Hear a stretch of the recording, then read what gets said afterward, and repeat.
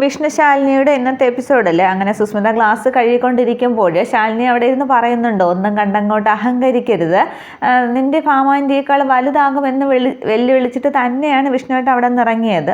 അതുപോലെ വാക്ക് പാലിച്ചിരിക്കും, പക്ഷെ അത് കാണാനായിട്ട് നീ ഉണ്ടാകില്ല. അപ്പോൾ നീ സെൻട്രൽ ജയിലിലായിരിക്കും. സെൻട്രൽ ജയിൽ എന്നൊക്കെ അങ്ങ് പിന്നെ അമിതമായ വിശ്വാസത്തോടു കൂടി ശാലിനി പറയുമ്പോൾ സുസ്മിത തെല്ലൊന്ന് പേടിക്കുകയാണ്. തോന്നാൻ ക്ലാസ്സൊക്കെ കഴുകിയ ശേഷം ഇവിടെ നിന്ന് എഴുന്നേറ്റ ശേഷം കഴുകി വെച്ചിട്ടുണ്ട്, പോരെ എന്ന് ചോദിക്കുകയാണ്. അന്നേരം മതി എന്ന് ശാലിനി പറയുന്നുണ്ട്. തുടർന്ന് സുസ്മിത അങ്ങ് പോകാൻ തുടങ്ങുമ്പോൾ സുസ്മിതയെന്ന് വിളിച്ച് നിർത്തുകയാണ് ശാലിനി. അതിനുശേഷം സുസ്മിത ഒരു 10 രൂപ ശാലിനി ഒരു 10 രൂപ എടുത്തുകൊണ്ട് വന്നിട്ട് സുസ്മിതയ്ക്ക് നീട്ടുകയാണ്. ദാ വച്ചോ എന്നും പറഞ്ഞ്. അന്നേരം ഞാനല്ലേ നിനക്ക് കാശ് തരാനുള്ളത് എന്ന് സുസ്മിത ചോദിക്കുകയാണ്. അന്നേരം നീ കുടിച്ച ചായ ഗ്ലാസ് കഴുകി വെച്ചതോടുകൂടി ആ കടബാധ്യത തീർന്നു. ഇത് നീ ബാക്കി ഗ്ലാസ് കഴുകിയില്ലേ, അതിനുള്ള കൂലിയാണെന്ന് പറയുമ്പോൾ എനിക്കെങ്ങും വേണ്ടാന്നും പറഞ്ഞു ദേഷ്യത്തോടു കൂടി സുസ്മിത നിൽക്കുകയാണ്. അന്നേരം വച്ചോടി, ഇത് ഉപകരിക്കും. പിന്നെ കായലിലേക്കൊക്കെ നേരത്തെ പറഞ്ഞതുപോലെ കായലിലേക്കൊക്കെ ചവിട്ടി താഴ്ത്തിയാൽ പിന്നെ പുറത്തെടുക്കുമ്പോൾ നിന്റെ ഈ അവിഞ്ഞ മോന്ത കാണാനായിട്ട് ഒരു രസവും കാണില്ല എന്നൊക്കെ പറഞ്ഞ് അങ്ങ് ശാലിനി പേടിപ്പിക്കുമ്പോൾ സുസ്മിത അങ്ങ് പരിഭ്രമിച്ച് നിൽക്കുകയാണ്. തുടർന്ന് സുസ്മിതയുടെ കൈ പിടിച്ച് നീട്ടിയിട്ട് ശാലിനി അത് വച്ചു കൊടുക്കുന്നുണ്ട്. ഇന്നാ പിടിച്ചോ, ശാലിനിയുടെ ശിക്ഷ എന്ന് പറയുകയാണ്. തുടർന്ന് സുസ്മിത അത് വാങ്ങുന്നുണ്ട്. എന്നിട്ട് ആകെ ദേഷ്യത്തിലാണ് സുസ്മിത നിൽക്കുന്നത്. തുടർന്ന് സുസ്മിത വണ്ടി എടുത്ത് പോകാൻ തുടങ്ങുകയാണ്. സുസ്മിത സ്കൂട്ടിയിലാണ് വന്നത്. തുടർന്ന് അതിലേക്ക് കയറിയിരുന്ന് ചാവി ഓൺ ആക്കുമ്പോൾ പക്ഷേ വണ്ടി സ്റ്റാർട്ട് ആവുന്നില്ല. 1-2 തവണ സുസ്മിത ശ്രമിക്കുന്നുണ്ട്, പക്ഷേ സ്റ്റാർട്ട് ആവുന്നില്ല. തുടർന്ന് ദേഷ്യത്തോടെ അതിൽ നിന്ന് ഇറങ്ങിയിട്ട് നാശമൊന്നും പറഞ്ഞ് കാല് വെച്ചിട്ട് ചവിട്ടൊക്കെ കൊടുക്കുന്നുണ്ട്. അന്നേരം സുസ്മിതയുടെ കാലങ്ങ് നന്നായിട്ട് വേദനിക്കുകയാണ്. തുടർന്ന് താക്കോൽ ഊരിയെടുത്ത ശേഷം സുസ്മിത അങ്ങ് നടന്നു പോവുകയാണ്. ഞൊണ്ടിയാണ് നടക്കുന്നത്. അന്നേരം ശാലിനി വിളിച്ച് പറയുന്നുണ്ട്, അല്ല സുസ്മിത, നീ ഇടയ്ക്കിടയ്ക്ക് വരുമെന്നല്ലേ പറഞ്ഞത്, വരണേ എന്നൊക്കെ അങ്ങ് കളിയാക്കി പറയുകയാണ്. അന്നേരവും ദേഷ്യത്തോടെ കാല് വേദനിച്ച് സുസ്മിത മെല്ലെ നടന്നങ്ങ് പോവുകയാണ്. തുടർന്ന് വിഷ്ണു സാധനങ്ങളൊക്കെ വാങ്ങിച്ചിട്ട് തിരികെ എത്തുന്നുണ്ട്. സാധനങ്ങൾക്കൊക്കെ എന്താ വില എന്നും പറഞ്ഞ് ശാലിനിയുടെ കയ്യിൽ അതൊക്കെ കൊടുക്കുകയാണ്. അന്നേരം ഒരു ഗസ്റ്റ് ഉണ്ടായിരുന്നു എന്ന് ശാലിനി പറയുന്നുണ്ട്. അന്നേരം അതാരാന്ന് ചോദിക്കുമ്പോൾ ദേ പോകുന്നത് കണ്ടില്ലേ എന്നും പറഞ്ഞ് സുസ്മിതയെ ചൂണ്ടിക്കാണിക്കുകയാണ്. അന്നേരം സുസ്മിത ഇങ്ങനെ ഞൊണ്ടി പോവുകയാണ്. ആഹാ, അവളായിരുന്നോ എന്ന് അവളെന്തിനാ വന്നതെന്ന് ചോദിക്കും. ഒരു ചായ കുടിക്കാൻ വന്നതാണ്, ഞാൻ വേണ്ടതുപോലെ കൊടുത്തിട്ടുണ്ടെന്ന് ശാലിനി പറയുകയാണ്. അന്നേരം അവൾ അങ്ങനെയാണ് കിട്ടേണ്ടത്, അപ്പൊക്കെ വന്ന് ചോദിച്ച് വാങ്ങിക്കോളെന്നും പറഞ്ഞ് വിഷ്ണു ശാലിനി തങ്ങൾ സംസാരിക്കുകയാണ്. അന്നേരമാണ് മേശപ്പുറത്ത് ഒരു ഫോൺ ഇരിക്കുന്ന കാണുന്നത്. അന്നേരം ഇതാരുടെ ഫോണാണെന്നും പറഞ്ഞ് വിഷ്ണു എടുക്കുമ്പോൾ അച്ഛൻ്റെ ആണ് എന്നിങ്ങനെ ശാലിനി പറയുന്നുണ്ട്. അയ്യോ, ഇവിടെ മറന്നു വെച്ചിട്ട് പോയതായിരിക്കും, ഫോണില്ലാതെ അച്ഛൻ എങ്ങനെയാ, ഇതിപ്പോൾ കൊണ്ടു കൊടുക്കണമല്ലോ, ഞാൻ കൊടുത്തിട്ട് വരാമെന്ന് വിഷ്ണു പറയുകയാണ്.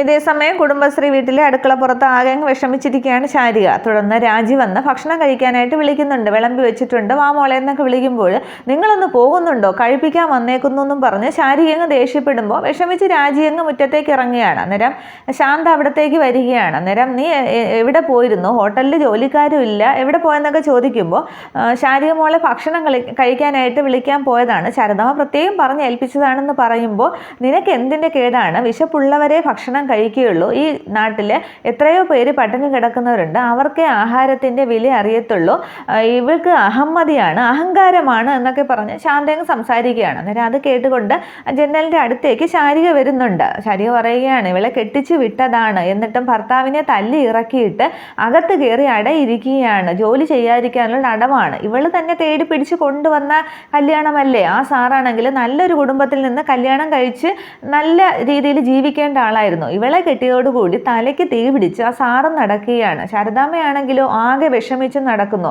കെട്ടിച്ചു വിട്ടിട്ടും പ്രസവിച്ച തള്ളയാണ് എന്നൊരു പരിഗണന പോലും ഇല്ലാതെ അവരെ അങ്ങ് തീറ്റിക്കുകയാണ് എന്നൊക്കെ അങ്ങ് ശാന്ത പറയുമ്പോൾ ശാരിക അങ്ങ് കേട്ട് നിൽക്കുകയാണ്. ആദ്യം ശാരിക ദേഷ്യം വരുന്നെങ്കിലും പിന്നീട് ശാരിക അതൊക്കെ ചിന്തിച്ചുകൊണ്ട് നിൽക്കുകയാണ്. ഭർത്താവിനെ തല്ലി ഇറക്കും എന്നൊക്കെ പറയുന്നത് ശാരിക കേട്ടുകൊണ്ടിരിക്കുകയാണ്. പക്ഷെ അവർ ശാരികയെ കാണുന്നില്ല. നമ്മൾ ശാരദാമ്മയുടെ ഹോട്ടലിലെ ജോലിക്കാരാണ്, അല്ലാതെ അവളുടെ വേലക്കാരിയല്ല, അവളുടെ ആട്ടും തുപ്പ് കേൾക്കേണ്ട ആവശ്യമൊന്നും നമുക്കില്ല, നീ ഇങ്ങോട്ട് വന്നേ. ശ്യാമമോള് പഠിക്കാൻ പോയിരിക്കുകയാണ്, ശാരദാമ്മ ശാലിനി മോളുടെ ഹോട്ടലിൻ്റെ ഉദ്ഘാടനത്തിന് പോയിരിക്കുകയാണ്, ഹോട്ടലിൽ ആരുമില്ല, ഇവളുടെ ഒന്നും വായിലിപ്പ് കേൾക്കേണ്ട ഒരു ആവശ്യവുമില്ല, ഇങ്ങോട്ട് വന്നേന്നും പറഞ്ഞ് രാജിയും വിളിച്ചുകൊണ്ട് ശാന്തയാണെങ്കിൽ അങ്ങ് ഹോട്ടലിലേക്ക് പോകുന്നുണ്ട്. ഇതേസമയം സത്യഭാമയുടെ വീട്ടിൽ അർജുനും രാഘവൻ നായരും കൂടി അങ്ങ് ശാലിനിയുടെ ഹോട്ടലിനെ കുറിച്ചും ഭക്ഷണത്തെക്കുറിച്ചും അങ്ങ് വാദോരാതെ സംസാരിക്കുകയാണ്. സത്യഭാമ മുമ്പിൽ തന്നെ ഇരിപ്പുണ്ട്. എന്താ ഒരു മണം, എന്താ ഒരു രുചി, മോനെ നിനക്ക് ഏതാ കൂടുതൽ ഇഷ്ടപ്പെട്ടത് എന്നൊക്കെ അർജുനോട് ചോദിക്കുകയാണ്. നേരം നെയ് റോസ്റ്റ്, അല്ലല്ല നല്ല ദോശ, എനിക്കെല്ലാം ഇഷ്ടപ്പെട്ടു എന്നും പറഞ്ഞ് രണ്ടുപേരും അങ്ങ് തകർത്ത് സംസാരിക്കുകയാണ്. നേരം സത്യഭാമയ്ക്ക് അതങ്ങോട്ട് ഒട്ടും ഇഷ്ടപ്പെടുന്നില്ല.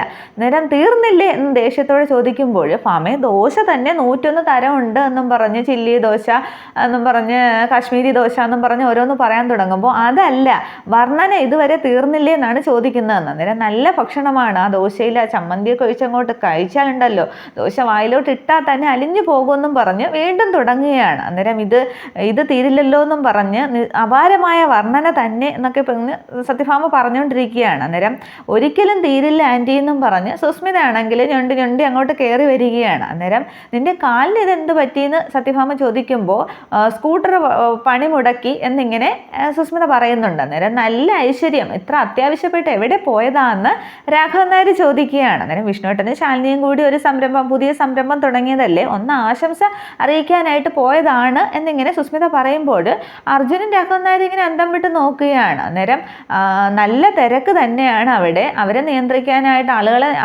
അവരെ നിയന്ത്രിക്കാനായിട്ട് വിഷ്ണുവേട്ടനും ശാലിനിയും ഒരുപാട് കഷ്ടപ്പെടുന്നു എന്നിങ്ങനെ പറയുമ്പോൾ ഭാമയ്ക്കങ്ങ് സന്തോഷമാകുകയാണ്. ഭാമയുടെ കണ്ണൊക്കെ ഇങ്ങനെ വികസിച്ച് മുഖത്ത് ചിരി വരുന്നുണ്ട്, പക്ഷെ അത് പുറത്ത് കാണിക്കുന്നില്ല. പക്ഷെ പിന്നീട് സുസ്മിത പറയുകയാണ്, ഈച്ചകളെ കായലിന് അടുത്ത് അഴുക്ക് ചാലിലായതുകൊണ്ട് മനുഷ്യരായിട്ടുള്ളവർ എന്തായാലും അങ്ങോട്ട് അടുക്കില്ല, ഈച്ചശല്യം ഭയങ്കരമാണ് എന്നിങ്ങനെ പറയുകയാണ്. അന്നേരം സത്യഭാമയുടെ മുഖം അങ്ങ് വല്ലാതാകുകയാണ്.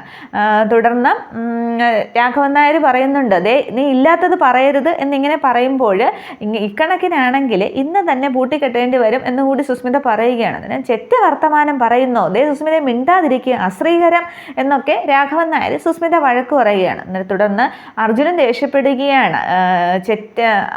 അശുഭ വർത്തമാനം എന്നാണ് രാഘവൻ നായർ പറയുന്നത്. അശുഭ വർത്തമാനം അല്ല വെച്ചാൽ ചെറ്റ വർത്തമാനം എന്നിങ്ങനെ അർജുനാണെങ്കിൽ ദേഷ്യത്തോടെ പറയുന്നു. പക്ഷേ സത്യഭാമയാണെങ്കിൽ അതിലൊന്നിനും അങ്ങോട്ട് പ്രതികരിക്കുന്നില്ല, മിണ്ടാതെ തന്നെ ഇരിക്കുകയാണ്. തുടർന്ന് സുസ്മിത അങ്ങ് പറയുകയാണ്, അവിടെ ഒരു ബോർഡും വെച്ചിരിക്കുകയാണ്, ശാരദാസ് കഫേ. അവിടെ പെറോട്ടയ്ക്ക് മാവുഴക്കലും കിഴങ്ങ് കറി വിളമ്പലും നാട്ടുകാരുടെ എച്ചിലെടുക്കലും ചായ ഗ്ലാസ് കഴുകലും ഒക്കെയാണ്.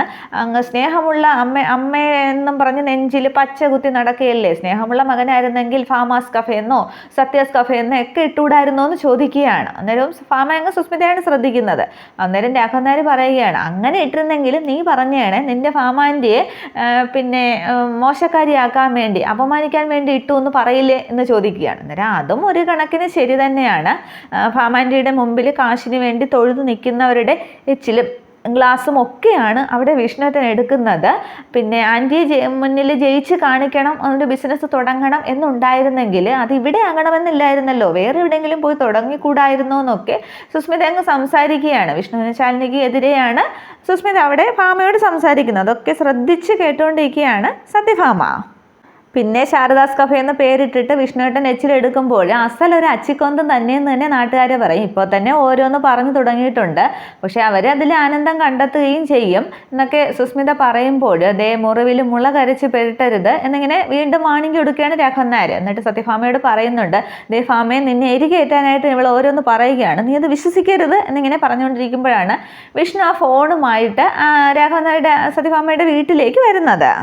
തുടർന്ന് വിഷ്ണു അങ്ങനെ പഠിക്കൽ വന്ന് നിൽക്കുകയാണ്. പക്ഷേ വിഷ്ണുവിനെ ആരും കാണുന്നില്ല. അന്നേരം രാഘവൻ നായർ ഭാമയോട് പറയുകയാണ്, ഭാമയെ നമ്മുടെ മകൻ വിഷ്ണു എന്നൊരു പുതിയ സംരംഭം തുടങ്ങിയിരിക്കുകയാണ്, അവിടെ നീ വന്നോ ഒന്ന് വിളക്ക് കൊളുത്തിയിരുന്നെങ്കിൽ, അവിടെ വന്നോ നിന്നിരുന്നെങ്കിൽ അവൻ എത്രമാത്രം സന്തോഷമായേനെ എന്ന് ചോദിക്കുകയാണ്. അന്നേരം സത്യഭാമ പറയുന്നുണ്ട്, രാഘവേട്ട, വിഷ്ണുവിനെ ഞാൻ ഒരിക്കലേ അടിച്ചിട്ടുള്ളൂ, അത് കുഞ്ഞായിരുന്നപ്പോഴാണ്.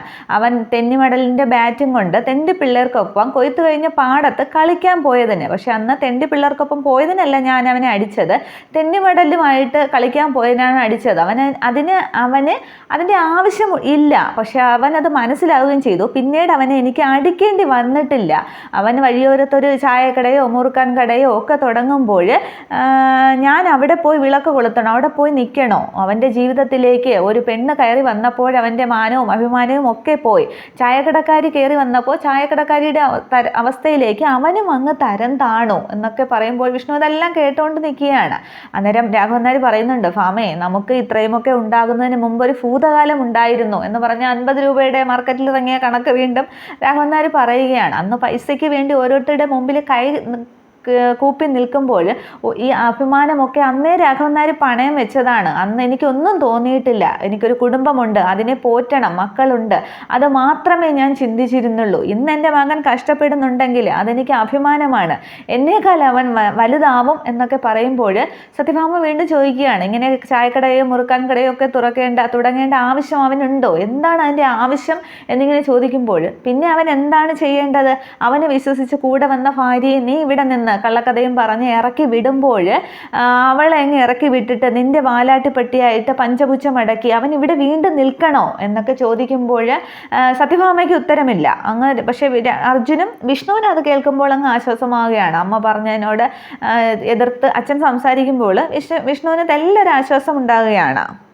ഇഷ്ടഭക്ഷണവും സുഖജീവിതവും അതാണല്ലോ നിനക്ക് അന്തസ്സും അഭിമാനവും ഒക്കെ. ഈ രാഘവൻ നായർക്കും കുടുംബത്തെയൊക്കെ ഉപേക്ഷിച്ച് ജീവിക്കാൻ പറ്റുന്ന ഒരു സാഹചര്യം ഉണ്ടായിരുന്നു, അതൊക്കെ നീ ഓർക്കണം എന്നിങ്ങനെ ദേഷ്യത്തോടെ പറയുമ്പോൾ സത്യഭാമയ്ക്ക് ഉത്തരമില്ല. ഞാൻ തലവനിച്ച് നിൽക്കുകയാണ്. അപ്പം എന്നിട്ട് രാഘവൻ നായർ പറയുന്നുണ്ട്, അതൊക്കെ പോട്ടെ, അതൊക്കെ വിട്ടുകളാം, എനിക്ക് എന്തോ തോന്നിയപ്പോൾ പറഞ്ഞു പോയതാണ് എന്ന് പറഞ്ഞിട്ട് രാഘവൻ നായർ തൻ്റെ അടുത്തിരിക്കുന്ന ശാലിനി കൊടുത്തയച്ച ഭക്ഷണപ്പൊതി ഇങ്ങനെ എടുക്കുകയാണ്. എന്നിട്ട് ഭാമയ്ക്ക് നേരെ നീട്ടിയിട്ട് പറയുകയാണ്, ദേ നമ്മുടെ മോൻ വിഷ്ണുവും ശാലിനിയും കൂടി ഇന്ന് അവിടെ ഉണ്ടാക്കിയ ഭക്ഷണമാണ്, നിനക്ക് അയച്ചതാണ്, ഇതാ വാങ്ങിക്കെന്നും പറഞ്ഞ് ഇങ്ങനെ നീട്ടുമ്പോൾ സത്യഭാമയ്ക്ക് അങ്ങ് സന്തോഷമാകുന്നുണ്ട്. സത്യഭാമ അത് വാങ്ങാനായിട്ടുള്ള വെപ്രാളമുണ്ട്, ഇങ്ങനെ കസേരയിൽ നിന്ന് പതുക്കെ എണീക്കാനൊക്കെ ശ്രമിക്കുന്നുണ്ട്. ദേഷ്യമൊന്നുമില്ല, അപ്പോൾ സന്തോഷം തന്നെയാണ്. പക്ഷേ ഇത് സുസ്മിത കാണുമ്പോൾ സംഭവം പന്തിയല്ല എന്ന് സുസ്മിതയ്ക്ക് ഇങ്ങനെ തോന്നുകയാണ്. സത്യഭാമ അത് കഴിക്കും എന്നൊക്കെ സുസ്മിതയ്ക്ക് തോന്നുമ്പോൾ ഇത് ഭാമയെന്നും പറഞ്ഞ് ഇങ്ങനെ വെച്ച് നീട്ടുമ്പോൾ സത്യഭാമ അത് വാങ്ങാനായിട്ട് തുനിയുകയാണ്. പെട്ടെന്ന് സുസ്മിതയാണെങ്കിൽ രാഘവൻ നായരുടെ കയ്യിൽ നിന്നും ആ ഭക്ഷണപ്പൊതി വാങ്ങി അങ്ങ് തറയിലേക്ക് ഒറ്റ എറിയുകയാണ്. അന്നേരം ആകെ അങ്ങ് വിഷമിക്കുന്നുണ്ട് വിഷ്ണുവും. പക്ഷേ രാഘവൻ നായർക്ക് അങ്ങ് ആകെ ദേഷ്യം വരികയാണ്. സത്യഭാമയ്ക്കും ഇത് കാണുമ്പോൾ അങ്ങ് വിഷമം തോന്നുകയാണ്. തുടർന്ന് വിഷ്ണു അങ്ങനെ വിഷമിച്ച് നിൽക്കുമ്പോൾ ആകെ ദേഷ്യം വരുന്ന രാഘവൻ നായർ സുസ്മിത ഇങ്ങനെ ഒരു കൈ കൊണ്ട് സുസ്മിതയുടെ ഒരു കൈക്ക് ഇങ്ങനെ പിടിച്ചിട്ട് കാവാലം നോക്കി ഒന്ന് പൊട്ടിക്കുകയാണ്. അന്നേരം അടി കൊണ്ട് സുസ്മിതയാണെങ്കിൽ സെറ്റിയിലേക്ക് അങ്ങ് വീഴുകയാണ്. അന്നേരം അയ്യോ എന്ന് വയ്ക്കുന്നുണ്ട് എല്ലാവരും. തുടർന്ന് സുസ്മിത അങ്ങ് ചാടി എഴുന്നേറ്റിട്ട്, ആൻറ്റി ഇത് കണ്ടില്ലേ, അങ്കിൾ എന്തിനാ എന്നെ ഇപ്പോൾ അടിച്ചതെന്ന് ചോദിക്കുമ്പോൾ ഒന്നുകൂടി രാഘവൻ നായർ പൊട്ടിക്കുകയാണ് സുസ്മിതയ്ക്ക്. അന്നേരം ആൻറ്റി എന്നെ അടിച്ചു എന്ന് ആൻറ്റിക്ക് ഇഷ്ടമില്ലാത്തത് കൊണ്ടാണ് ഞാനിത് തട്ടിക്കളഞ്ഞതെന്നൊക്കെ പറയുകയാണ്. പക്ഷേ സത്യഭാമ ഒരക്ഷരം മിണ്ടുന്നില്ല. സുസ്മിത ചെയ്തത് തെറ്റ് തന്നെയാണെന്ന് സത്യഭാമയ്ക്ക് നല്ല ബോധ്യമുണ്ട്, ഭക്ഷണം എടുത്തെറിഞ്ഞത്. പക്ഷേ സത്യഭാമ അങ്ങനെ മുഖം കൊലിച്ച് നിൽക്കുമ്പോൾ സുസ്മിത പറയുന്നുണ്ട്, ഞാൻ ഇഷ്ടമല്ല, ആൻറ്റിക്ക് ഇഷ്ടമല്ലാത്തത് കൊണ്ടാണ് എടുത്തെറിഞ്ഞതെന്ന്. അന്നേരം അത് നീയാണോ തീരുമാനിക്കുന്നത്, നിന്റെ ആൻറ്റി പറയട്ടെ എന്ന് പറയുമ്പോൾ സുസ്മിത ഇങ്ങനെ ഭാമയെ നോക്കുകയാണ്. അന്നേരം പറ ഭാമേ, നിനക്കിത് ഇഷ്ടമല്ലേ എന്ന് ചോദിക്കുകയാണ്. അന്നേരം ഭാമ ആദ്യം മിണ്ടുന്നില്ല. ഒന്നുകൂടി എടുത്ത് ചോദിക്കുമ്പോൾ അന്നേരം അവിടെ സത്യഭാമയുടെ അഹങ്കാരം വരികയാണ്. ഇഷ്ടമല്ല എന്നിങ്ങനെ, പക്ഷെ അത് പതിയെയാണ് പറയുന്നത്.